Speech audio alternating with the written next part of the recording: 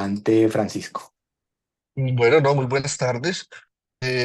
Para mí es un gusto presentarles a la residente de segundo año de cuidado crítico del CES, la doctora Natalia Arango Mesa. Ella ha hecho una revisión muy buena de este tema de nutrición parenteral y pues la va a compartir con todos ustedes. Espero que la aprovechen bastante. Natalia, adelante. Gracias, doctor. Bueno, em, buenas tardes para todos. Ya el doctor Francisco me presentó. El tema del que vamos a hablar entonces es nutrición parenteral. La idea hoy es hablar un poquito, primero contextualizarnos, hablar sobre qué es el estrés metabólico, qué es lo que nuestros pacientes que están en la unidad de cuidado crítico espere, van a estar sometidos, que es una situación a la que van a estar sometidos, para poder entrar a abordar el tema de la nutrición parenteral. Y vamos a hablar sobre en quién vamos a utilizar la nutrición parenteral, cuándo debemos utilizar la nutrición parenteral, cómo vamos a iniciarla o cómo se va a dar la nutrición parenteral, qué precauciones tenemos que ver, cómo va a ser el seguimiento y cuáles pueden ser las posibles complicaciones que nuestros pacientes presenten derivados del uso de la nutrición parenteral. Cuando hablamos del estrés metabólico, hacemos referencia a la respuesta que va a desarrollar el organismo ante cualquier tipo de agresión. Lo que ocurre cuando el paciente o cuando un individuo está en un estrés metabólico es que va a haber una reorganización de flujos de sustratos estructurales y energéticos para lograr atenuar lo más que se pueda las alteraciones dentro del organismo. La respuesta desencadenada por el estrés es una respuesta que se describe como universal, es decir, que no distingue entre los estímulos que la desencadenan, es estructural porque mantiene una relación constante entre sus elementos y es proporcional porque es proporcional a la intensidad del agente agresor. Existen dos tipos grandes de injuria en nuestros pacientes que van a ser la primera, en los estados de ayuno, y la segunda, los procesos inflamatorios. Desafortunadamente, en las unidades de cuidado crítico, ambos tipos de injuria se van a presentar por diferentes factores. Cuando tenemos un paciente que se encuentra en ayuno, lo que va a hacer el organismo en respuesta a esa falta de ingesta de sustratos y de glucosa, lo que va a hacer es empezar a movilizar los sustratos que tiene dentro del cuerpo. Entonces va a ser una movilización de proteínas para tratar de tener sustratos para producir glucosa, pero el organismo va a empezar a adaptarse a esa ausencia de glucosa. Entonces, ¿qué es lo que va a hacer? No va a entrar en un catabolismo infinito, sino que se va a adaptar rápidamente, va a entrar en un estado de ahorro o hipometabolismo, disminuir las funciones biológicas a lo más basal posible para tratar de garantizar precisamente lo que les dije, evitar ese catabolismo. En contraste, cuando estamos ante un proceso inflamatorio, lo que va a ocurrir es una respuesta exagerada en la que el catabolismo proteico va a ser necesario no solamente para suplir las necesidades celulares para sus funciones normales, para garantizar funciones vitales, sino que también vamos a necesitar ese catabolismo para hacer la producción de los mediadores de la respuesta inflamatoria sistémica, el gasto desmesurado que va a tener el organismo y la función inmunológica que va a ser fundamental. En contexto de nuestros pacientes críticos, por los tipos de patología, la respuesta, pues el tipo de injuria que va a predominar es la injuria inflamatoria. Entonces, ¿qué va a ocurrir durante ese estrés metabólico? Vamos a tener tres fases descritas dentro de pues, los procesos de estrés metabólico. Vamos a tener una fase inicial, que es la fase aguda. En esta fase aguda va a haber el pico de la inflamación, va a haber una respuesta exagerada en todo el organismo, va a haber un aumento de las hormonas contrarreguladoras dentro del cuerpo en respuesta pues a algún estímulo estresor. Ejemplo, un paciente que está con una sepsis.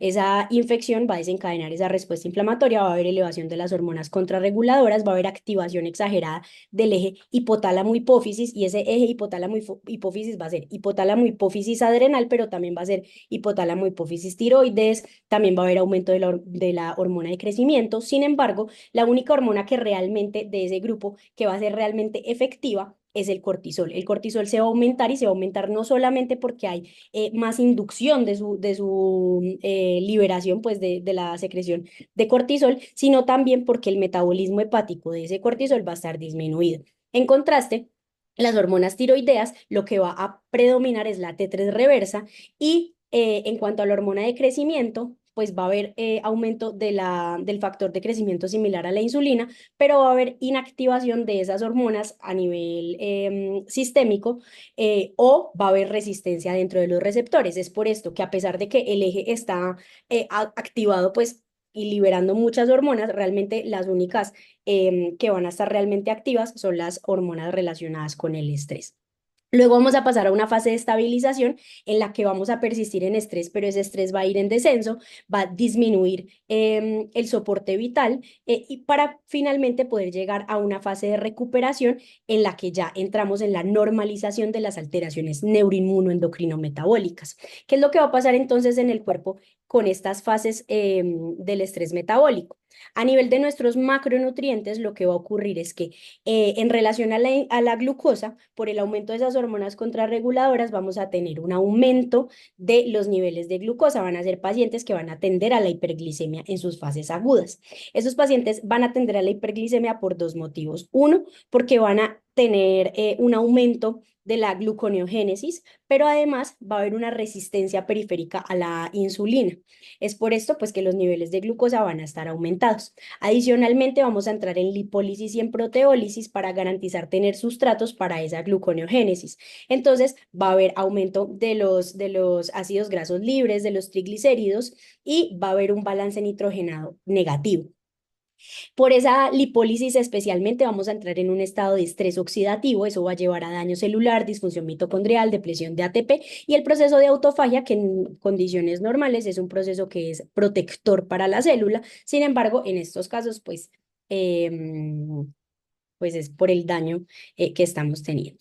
Entonces, en este orden de ideas, vamos a tener un paciente que está en estas condiciones en nuestras unidades, y va a ser el paciente que va a requerir los aportes nutricionales para tratar de garantizar que esta situación pues esté lo más regulada posible, y esa destrucción tanto de grasa como de proteínas no sea una pues como destrucción exagerada. Entonces vamos a entrar ya a hablar sobre la nutrición parenteral, en quiénes la vamos a utilizar, cuándo la vamos a utilizar y cómo vamos a utilizar y empezar a dar esta nutrición parenteral. Entonces, cuando hablamos sobre quién debería recibir nutrición parenteral, tenemos que remontarnos a la charla anterior de Cami, en la que nos hablaron de la nutrición enteral. La nutrición enteral siempre debe ser lo que debe predominar, siempre va a ser nuestra prioridad empezar la vía enteral en los pacientes. Sin embargo, cuando no hay posibilidad de tener la nutrición parenteral, cuando no es posible tener la nutrición enteral por cualquier factor, ya sea que la vía enteral no sea una vía enteral,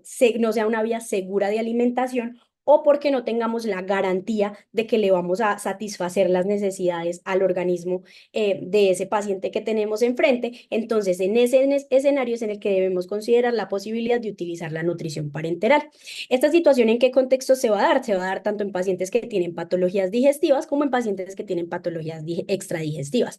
Realmente en las unidades de cuidado crítico tenemos muchos pacientes que pueden requerir nutriciones parenterales. Tenemos pacientes con patologías digestivas que han requerido intervenciones quirúrgicas, que tienen resecciones intestinales extensas, que tienen malrotaciones, vólvulo, pacientes trasplantados, pacientes con gastrosquisis, onfaloceles, enfermedad de Hirschsprung, pacientes con malabsorciones o síndromes malabsortivos intestinales, alteración de la motilidad intestinal por diferentes factores, pacientes que hacen ilios multifactoriales, pacientes con enterocolitis necrosantes.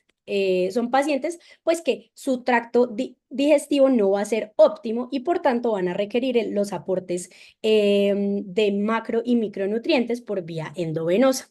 Tenemos también pacientes con patologías extradigestivas, pacientes con displasias, pacientes con politraumatismos, con trasplantes de diferentes órganos, pacientes desnutridos graves que requieren otros aportes adicionales porque a nivel intestinal no se ha logrado, pacientes con insuficiencias renales graves.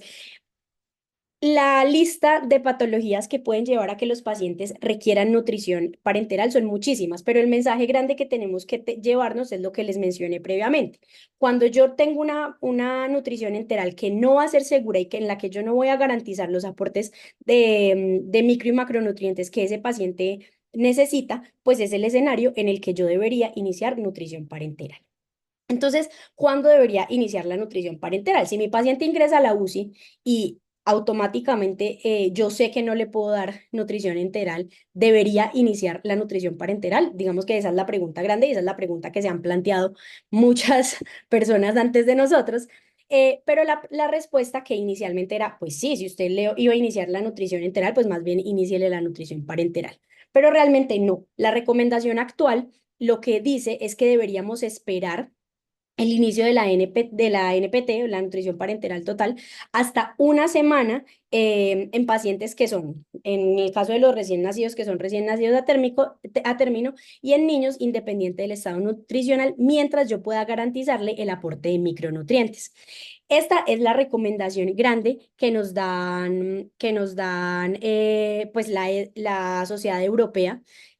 Sin embargo, cuando nosotros pues revisamos a fondo el tema, realmente la recomendación es no administrar nutrición parenteral en las primeras 24 horas. Ya vamos a ver lo que muestra pues la evidencia alrededor de esto. Y lo que dicen es mínimo en el día 3. Entre el día 3, el día 7 o incluso algunos después del día 7 sería el momento para iniciar la nutrición parenteral. Pero ojo, lo ideal es que en ese periodo de tiempo yo pueda garantizar la administración de algunos micronutrientes esenciales para esos pacientes. ¿Qué es lo que nos dice la evidencia? Lo que nos dicen es que pues el uso de nutrición parenteral se ha comparado el uso temprano es dentro de esas primeras 24 horas versus el uso tardío, que es después de una semana, después de esos primeros 7 días. Este que les traigo acá es un estudio multicéntrico aleatorizado, incluyó 1.320 niños en estado crítico, y ellos lo que encontraron al comparar pacientes en los que administraban nutrición parenteral temprana versus nutrición parenteral tardía era que los pacientes que recibían nutriciones parenterales tardías tenían menos tiempos de ventilación mecánica, menos necesidad de terapias de reemplazo renal, menos tiempo de estancia en las unidades de cuidado crítico y también tenían niveles más bajos de GGT y de fosfatasa alcalina. Este segundo estudio que les traigo fue un análisis secundario del PEPANIC, pues del estudio anterior, en el que lo que hacían era, bueno, en el que lo que querían era evaluar el Z-score para peso y talla de los pacientes que habían recibido la nutrición parenteral tardía. Y lo que ellos encontraron es que no hubo diferencias estadísticamente significativas en el Z-score de peso y talla en los pacientes de los dos grupos. Por tanto, no hay impacto no solamente hay un impacto positivo de iniciar la nutrición parenteral tardía, sino que no hay un impacto negativo en la ganancia de peso y talla de los pacientes. Este otro que les traigo acá son unas gráficas pues del estudio PEPANIC extraídas de este artículo, que es una revisión básicamente del uso de nutrición parenteral, pero acá nos muestran los resultados precisamente de ese estudio PEPANIC. Cuando vemos estas primeras barras en todas las tablas, hacen referencia al total de los pacientes y ya las otras los dividen por edades. Lo que ellos encontraron es, vean, menor tiempo de duración de ventilación mecánica en los pacientes en los que se inició de forma tardía, estadísticamente significativo, menor riesgo de infecciones nuevas, también estadísticamente significativo, menor tiempo de estancia en UCI y menor tiempo de estancia dentro del hospital, todos estadísticamente significativos. Y es por esto que la recomendación es hacer inicios tardíos de la nutrición parenteral, al menos después del tercer día. Es decir, no iniciar en las primeras 24 horas. Si yo sé que un paciente va a estar sin nutrición en los próximos 5 días, es un paciente en el que yo debo estar pensando que voy a requerir la nutrición parenteral. Pero entonces ya sabiendo a quién se lo voy a dar y en qué momento lo voy a empezar, cómo voy a administrar esa nutrición parenteral. Tengo que tener en cuenta varios factores. Uno es por dónde le voy a administrar la nutrición parenteral. Va a ser periférica, va a ser central, que debo tener en cuenta. Dos, cómo voy a infundir esa nutrición parenteral. La voy a hacer continua, le voy a poner la infusión de su nutrición todo el día o la voy a hacer de forma ciclada y cuáles van a ser los componentes que va a tener mi nutrición parenteral. Entonces vamos a empezar precisamente por el último componente, el último elemento que les acabo de mencionar, que son los componentes de la nutrición parenteral, para poder devolvernos entonces a por dónde la vamos a administrar según estos componentes y qué métodos de infusiones vamos a utilizar. Entonces, los componentes de la nutrición parenteral lo que van a buscar en primera instancia es administrar una energía total. Y para esto yo tengo que ver cuál es la necesidad energética total precisamente de mi paciente. La necesidad energética total de esos pacientes va a depender de cuatro factores. Uno es su tasa metabólica basal, que es el gasto energético en reposo. Dos, la termogénesis inducida precisamente por la dieta. Tres, la actividad física. Y cuatro, pues que tenemos pacientes que están en sus fases de crecimiento y por tanto esto también va a ser un factor que va a ser fundamental. Cuando hablamos de la medición de la tasa metabólica basal o del gasto metabólico en reposo de los pacientes, la recomendación ideal o el método ideal para medir cuál es esa necesidad energética de nuestros pacientes es la calorimetría indirecta. Sin embargo, pues no es viable hacer la calorimetría indirecta en la mayoría de las unidades de los sitios y por eso se han creado fórmulas con las que se puede hacer el cálculo aproximado de las necesidades energéticas de los pacientes. Y la ecuación que más se utiliza es la ecuación de Schofield. Esta ecuación de Schofield lo que nos da es para las edades de los pacientes, nos da unas fórmulas que podemos utilizar según si es hombre o si es mujer para calcular esas necesidades o ese gasto energético en reposo de los pacientes. Y a partir de este gasto energético en reposo es que nosotros vamos a ver cuánta energía vamos a tener que darle a nuestros pacientes, pero esto no viene solo. Nosotros, como les mencioné anteriormente, tenemos un paciente que está crítico, tenemos un paciente que está en un contexto de un estrés metabólico y por eso tenemos que tener en cuenta cuál va a ser la fase en la que el paciente va a estar y en la que tenemos que garantizar pues sus necesidades energéticas.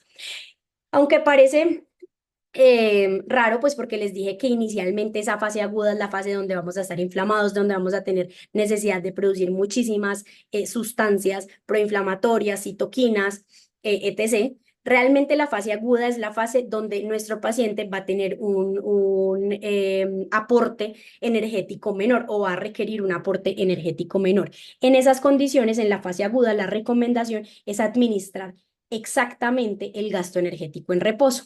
Hay tablas también sobre pues las recomendaciones de cuánto debemos administrar, cuántas kilocalorías por kilo se recomienda dependiendo de la edad, esta es la edad en años de los pacientes y ellos pues dan la propuesta de cuánto debería administrar en la fase aguda, en la fase de estabilización y en la fase de recuperación.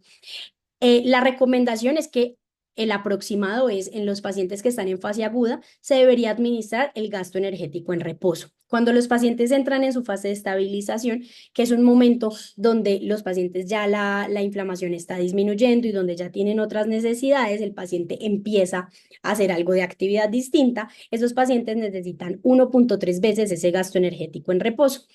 Y ya cuando entran en la fase de recuperación, ya van a requerir el gasto energético en reposo y un aumento según las necesidades para poder garantizar el crecimiento también. Tenemos que tener en cuenta que las recomendaciones sobre los aportes energéticos por medio de la vía parenteral requieren son un 10% menores que los de la vía enteral porque se ahorra ese pedazo pues de metabolismo a nivel gastrointestinal que es fundamental por múltiples factores, pero que en este escenario por diferentes cosas no vamos a poder tenerlo. Acá vemos una tabla entonces de cómo va a ser ese estado. Este estado inicial es un estado agudo, catabólico, lo que ya vimos, y hay un riesgo muy grande de sobrealimentación. Y es por eso que en estas etapas lo que queremos es administrar las necesidades básicas de los pacientes pues para sobrevivir, para mantener sus funciones vitales. Y ya en la fase de estabilización, en la fase de recuperación, ya entramos en un estado anabólico donde el riesgo sería desnutrir a nuestros pacientes. Esta es una tabla en la que recomiendan cómo ir administrando pues esa nutrición. Esta línea verde es únicamente pues para los pacientes en el periodo neonatal. Y esta sí es de los pacientes pues que son más grandes. Y esto ya es en la fase. Qué pena, estoy un poquito enferma. Ya es en la fase de estabilización. Entonces, claro, tenemos que administrar unas necesidades o suplir unas necesidades calóricas. Sin embargo, ¿de dónde vamos a coger los elementos para administrar esa energía que el paciente necesita? Las fuentes de energías van a ser nuestros tres macronutrientes básicos, que son los carbohidratos, los lípidos y las proteínas. La fuente principal de energía de nuestros pacientes y de todos van a seguir siendo, siguen siendo los carbohidratos, con un aproximado de 50 a 60% de las necesidades, seguidas por los lípidos y en último lugar las proteínas. Sin embargo, siempre va a ser fundamental calcular de entrada o calcular en primera instancia las proteínas, el aporte de los aminoácidos para saber cuánto debo aportar de los otros macronutrientes. ¿Qué tenemos que tener en cuenta también? No solamente la condición de nuestro paciente, que es el grado pues de estrés metabólico, la falla orgánica, sino también cuál es su estado nutricional de base, porque eso también va a determinar algunas necesidades que va a tener nuestro paciente.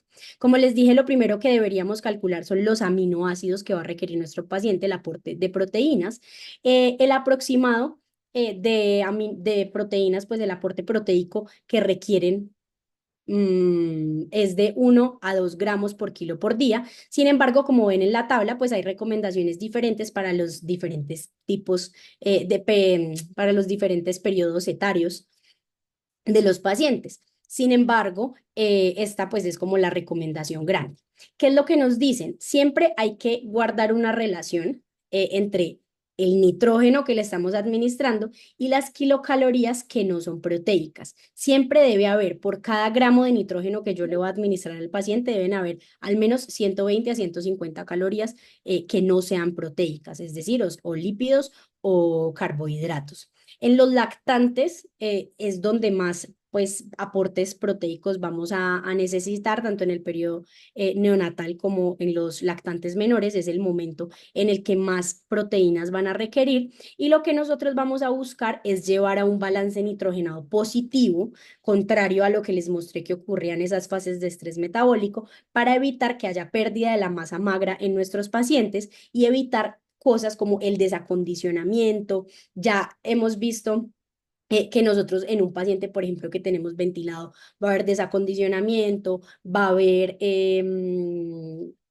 pérdida pues del músculo, de los músculos en general, entre esos el diafragma. Eso va a favorecer más el desacondicionamiento y la dificultad para desmontar a los pacientes de la ventilación, etc, etc. Entonces, en busca de que eso sea lo mínimo posible, se propone un balance nitrogenado negativo.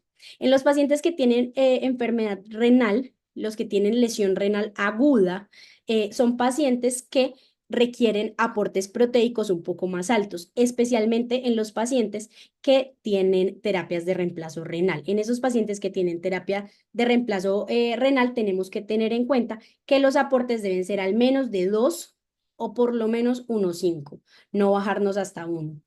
Diferente de los pacientes con enfermedad renal crónica, donde se propone que los aportes sean alrededor de 0,8 gramos por kilogramo por día. Con respecto a los aminoácidos específicos, pues se ha visto que hay, según la edad y las necesidades del paciente, pueden requerir aminoácidos específicos. La cisteína, por ejemplo, se recomienda administrar en los pacientes neonatos, especialmente neonatos pretérmino. La tirosina va a ser un aminoácido que es semiesencial en los neonatos y por eso se recomienda la administración de la tirosina en los pacientes recién nacidos a término. Sin embargo, tenemos que tener en cuenta que si hay una administración excesiva de tirosina, puede haber riesgo de hipertirosinemia y eso se ha asociado con IQ más bajos en los pacientes. La glutamina no está recomendada en los pacientes menores de 2 años. La taurina debe estar dentro de los aminoácidos administrados, pero no hay como unas recomendaciones específicas. Y la arginina se utiliza en los recién nacidos pretérmino porque se ha visto que disminuyen el riesgo de enterocolitis necrosante. Esas son, digamos que, las únicas recomendaciones específicas que hay. En relación al macronutriente siguiente, que son los carbohidratos, tenemos que tener en cuenta que, como vimos en los pacientes con estrés metabólico, son pacientes que van a tender a estar en estados de hiperglicemia, por lo que vimos de cómo está su metabolismo en ese momento. Entonces, es importante que nuestros pacientes tengan siempre dentro del seguimiento, que ya vamos a ver, y el monitoreo, un monitoreo estricto de las glucometrías. El flujo metabólico va a estar relacionado con la tasa de oxidación de la glucosa en los pacientes y vamos a ver pues que ese flujo metabólico va a variar dependiendo de la de los pacientes. Sin embargo, tenemos que iniciar con flujos metabólicos que sean más bajos. La recomendación del inicio del flujo metabólico en la nutrición parenteral es iniciar al menos en lo mismo de flujo metabólico que se le está administrando con los líquidos si el paciente viene con líquidos. Si el paciente viene con líquidos dextrosados, yo lo que hago es calcularle el mismo flujo metabólico que le estoy dando o de pronto 0,5 a 1, un poco más, pues, o por encima de lo que está recibiendo con sus líquidos endovenosos. O puedo, si no tiene, iniciar de entrada con 2 miligramos kilo minuto e ir aumentando progresivamente de 0,5 a 1 miligramo por kilo minuto cada día. El flujo metabólico máximo, o pues obviamente si el paciente hace hipoglicemia, así eso, obvio, ajustarme según las necesidades de ese paciente. Los flujos metabólicos máximos se habla de 5 a 7 miligramos kilo minuto y en los hepatópatas hasta 8 miligramos kilo minuto. Sin embargo, sabemos pues que si tenemos un paciente en diferentes contextos, pues tenemos que adaptarnos a él. La hiperglicemia también se ha asociado con compromiso respiratorio, entonces tenemos que tener cuidado, esas hiperglicemias aumentan el CO2, aumentan el volumen minuto respiratorio, entonces tenemos que tener en cuenta esto. Las metas de glicemia en cuidado crítico es de 180 y con la nutrición parenteral igual. Lo máximo que podemos administrar por vía periférica es una concentración de 12,5% y por vía central hasta 50%. En cuanto a los lípidos, lo que tenemos que hacer es cubrir los requerimientos de los ácidos grasos esenciales que van a ser fundamentales para el funcionamiento de las células.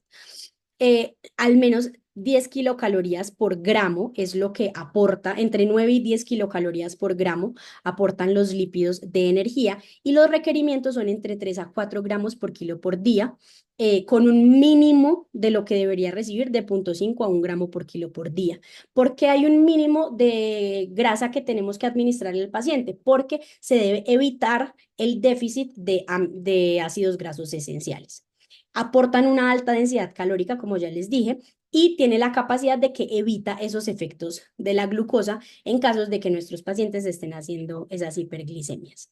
Hay diferentes tipos de emulsiones lipídicas para administrar en la nutrición parenteral. Las más recomendadas es hacer mezclas que contengan lípidos al 20% de aceite de oliva, aceite de soya, triglicéridos de cadena media e incluso el aceite de pescado. Aunque con el aceite de pescado pues hay, digamos que discusiones en relación a, pero la recomendación está que se pueden mezclar con recomendaciones específicas de diferentes contextos. Cuando tenemos un paciente séptico, son pacientes que requieren un mayor control de los triglicéridos porque tienen mayor riesgo de hacer hipertrigliceridemia.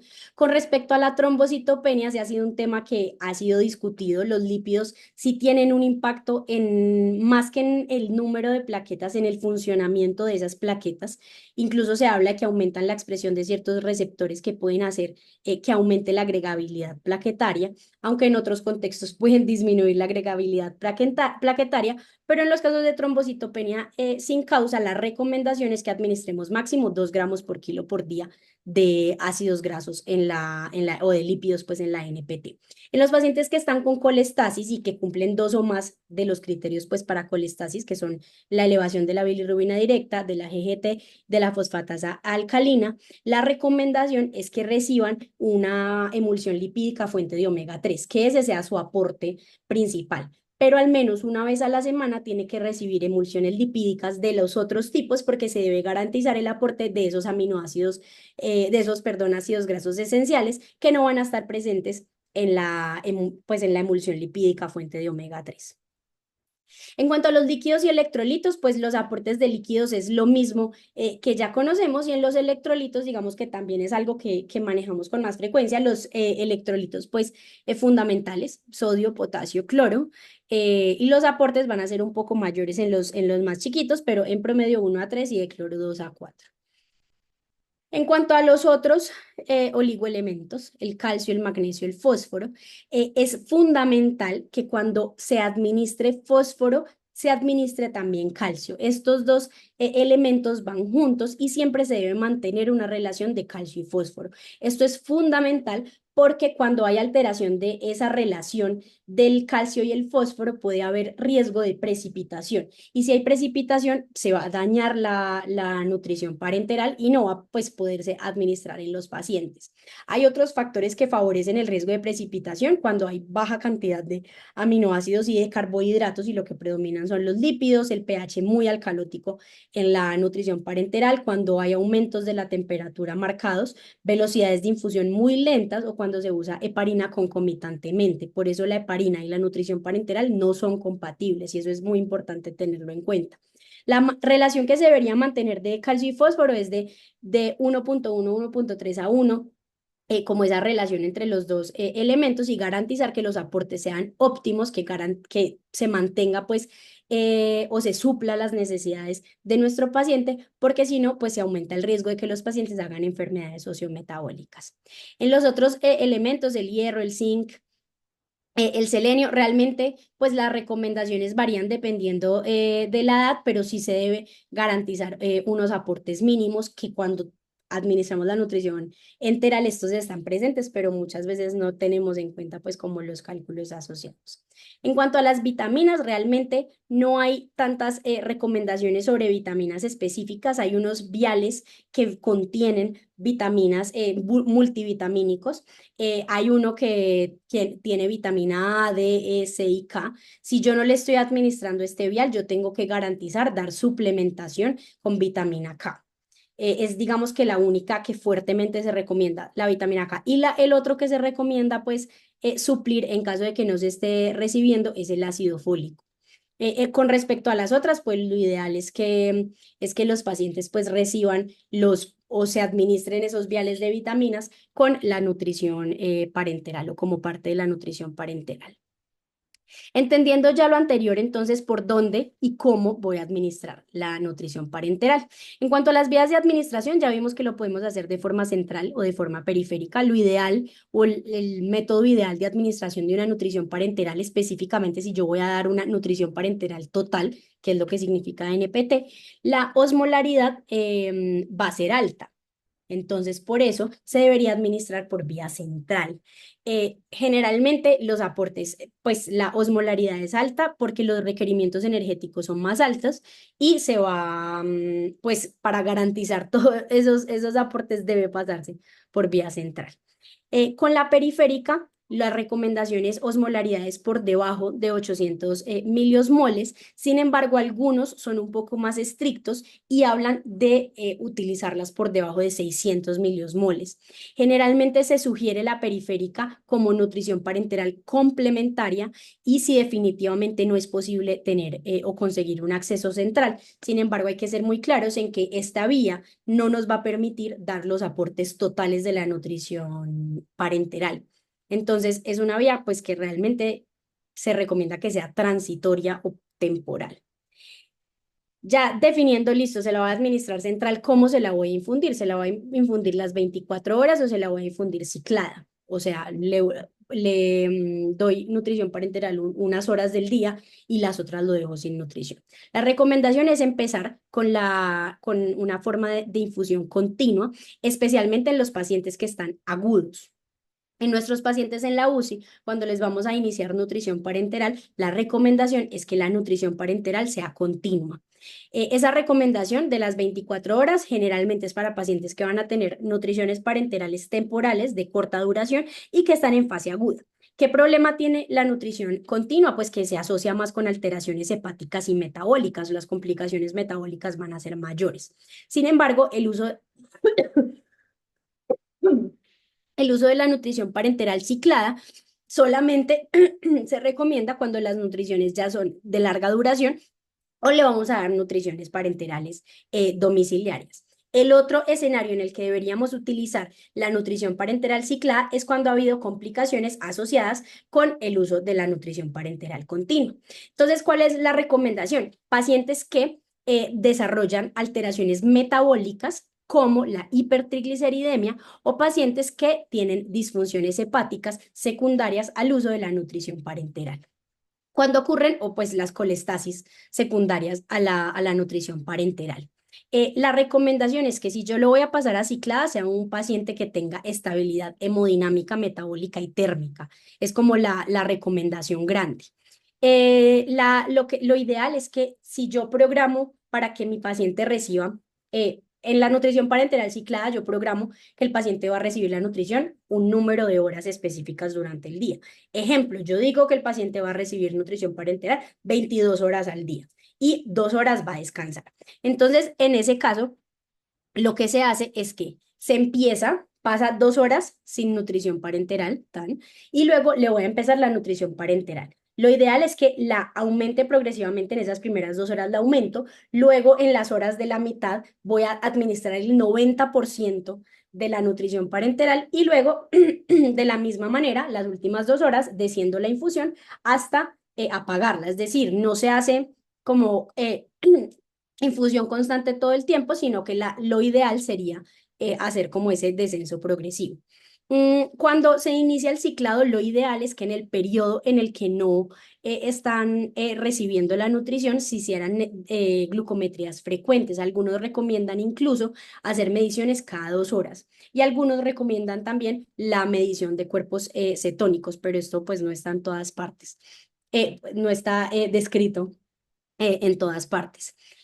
Con relación a la nutrición parenteral ciclada, entonces se ha visto que tiene efectos positivos en esos pacientes, por ejemplo, que tienen la disfunción hepática asociada. Este es un estudio que se hizo en adultos, un estudio retrospectivo observacional que se hizo en España entre 2013 y 2014, en total de 557 pacientes que recibieron nutrición parenteral. De esos pacientes, 56 tenían nutrición parenteral ciclada y de esos 56, 37 pacientes tenían nutrición ciclada precisamente porque hicieron enfermedad hepática relacionada con la nutrición parenteral. Y lo que se encontró es que esos pacientes que tenían, después de hacer el ciclado de la nutrición, los niveles de AST, de GGT y de perdón, de AST, de GGT y de bilirrubinas fueron significativamente más bajos. Y también hubo una tendencia a que la ALT también fuera un poco más bajo. Entonces, lo que sugieren los resultados en este estudio es que la nutrición parenteral ciclada es efectiva para revertir esa disfunción hepática asociada a la nutrición parenteral.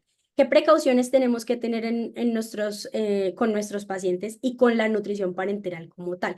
Estas nutriciones deben venir en unas bolsas que tienen una multicapa y que tiene un filtro UV. Son soluciones que se van a inestabilizar con la luz y con el oxígeno y por tanto tienen que tener esas protecciones. Hay diferentes tipos de bolsas, unas son las de polipropileno y etilvinil acetato. Lo otro es que se deberían utilizar filtros, los filtros son de diferentes tamaños, con nanómetros, pues, eh, para la administración de la nutrición, almacenar en frío durante máximo 4 días, no se debe congelar. Si pasan esos 4 días es una nutrición que ya no sirve. Cuando la nutrición parenteral está al ambiente, solamente dura 24 horas. No podemos extender el uso de esa nutrición parenteral porque deja de ser viable. Las bolsas siempre tienen que estar etiquetadas y ojo con el uso de los medicamentos concomitantes en Y porque hay medicamentos que son incompatibles. Uno es el que ya les dije, la heparina, y el otro, por ejemplo, es la ceftriaxona, que favorece la precipitación de la nutrición parenteral porque tiene unión al calcio. Hubo un factor que no les dije, perdón, de la nutrición parenteral ciclada, y es que nosotros podemos ciclar no toda la nutrición, o sea, podemos hacer el ciclado completo de la nutrición o podemos hacer ciclado de solamente algunos componentes. Se podría hacer una nutrición que durante cierto periodo de tiempo del día recibe lípidos y otro periodo de tiempo no recibe lípidos, pero sigue recibiendo nutrición. Es, digamos, una estrategia que también se ha visto que podría ser útil. ¿Cómo vamos a seguir a nuestros pacientes? Pues lo primero es que ya vimos que nuestros pacientes idealmente, según pues la evolución de la NPT y para hacer los cambios, pues tiene que ser un paciente que está hemodinámicamente estable. Nuestros pacientes siempre deben tener un seguimiento hemodinámico, un seguimiento desde su parte respiratoria, porque también puede tener impacto, y el seguimiento nutricional.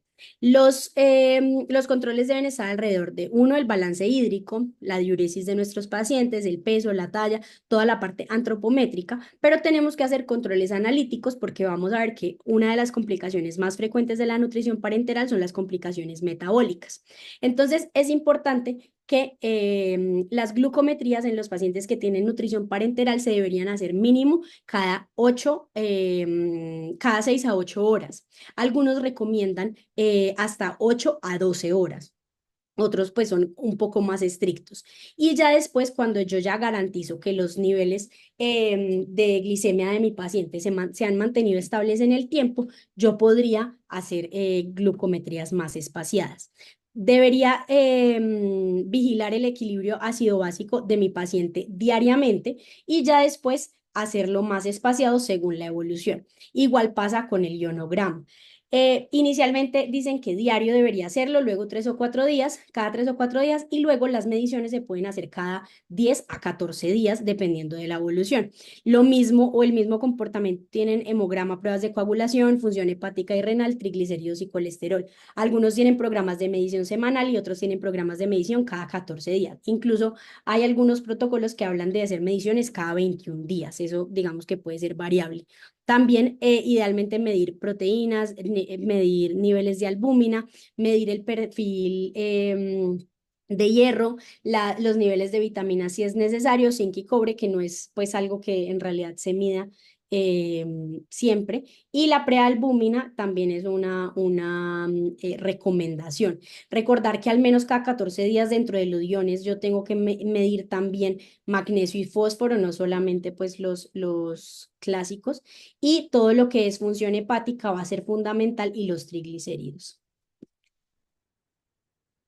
Esto va de la mano de las complicaciones. Las complicaciones asociadas a la nutrición parenteral son múltiples. Las principales son las metabólicas. Que más pueden presentar los pacientes son las hiperglicemias, las hipertrigliceridemias y los trastornos electrolíticos. En estos contextos, pues se deben hacer ajustes en los aportes de la nutrición, de la hiperglicemia, el ajuste del flujo metabólico, la hipertrigliceridemia, hacer estrategias para modificar la emulsión lipídica que se está administrando, la cantidad de la emulsión lipídica o si es necesario hacer el ciclado de la nutrición parenteral y los electrolitos modificar los aportes que se están administrando. Hay complicaciones mecánicas, estas complicaciones mecánicas se asocian también mucho al catéter como tal. Y hay complicaciones también infecciosas, psicosociales, la colestasis que ya les mencioné, pero hay una muy importante que son los síndromes de realimentación. El síndrome de realimentación pues es más frecuente en los pacientes que tienen estados de desnutrición prolongada, que no necesariamente es un niño que llegó de la casa desnutrido, sino un paciente que ha estado con hospitalizaciones prolongadas. Son pacientes que muchas veces entran en estados de desnutrición. Esos pacientes tienen más riesgo de hacer síndromes de realimentación y por eso es fundamental que hagamos la monitoría frecuente de los iones, pues, y de los electrolitos, teniendo en cuenta que especialmente pues el riesgo está al inicio de los aportes pues grandes. Cuando se ve cuál es la frecuencia es muy variable dependiendo del registro y la definición que se utilice, que puede alcanzar hasta el 45% en pacientes con NPT, y la recomendación para evitar el síndrome de realimentación es hacer un aumento progresivo. El uso de tiamina puede favorecer, digamos, que haya menos riesgo de hacer síndrome de realimentación y hacer correcciones de electrolitos antes del inicio de la nutrición parenteral. Finalmente, unos mensajes para llevar de entender que la nutrición parenteral es una intervención crítica en un paciente crítico y que como tal tenemos que tener las precauciones de la mano, que no debe ser nuestra principal opción como de nutrición. Lo ideal es hacer nutrición enteral, pero es una alternativa que tenemos en los pacientes donde es imposible hacer la nutrición parenteral. Por eso la describo pues como una transición a la nutrición enteral y siempre tratar de que haya esa transición. Cuando ya al menos el 70% de los requerimientos estén por vía enteral, nosotros podemos suspender la nutrición parenteral. Siempre entender que es individualizado, que cada paciente reacciona de forma diferente y tiene unas necesidades diferentes. Debemos hacer un monitoreo estricto para prevenir las complicaciones y siempre un acompañamiento multidisciplinario, incluyendo pues al personal de nutrición, que al final son los principales pues encargados de esto. Y eso era todo lo que les traía hoy.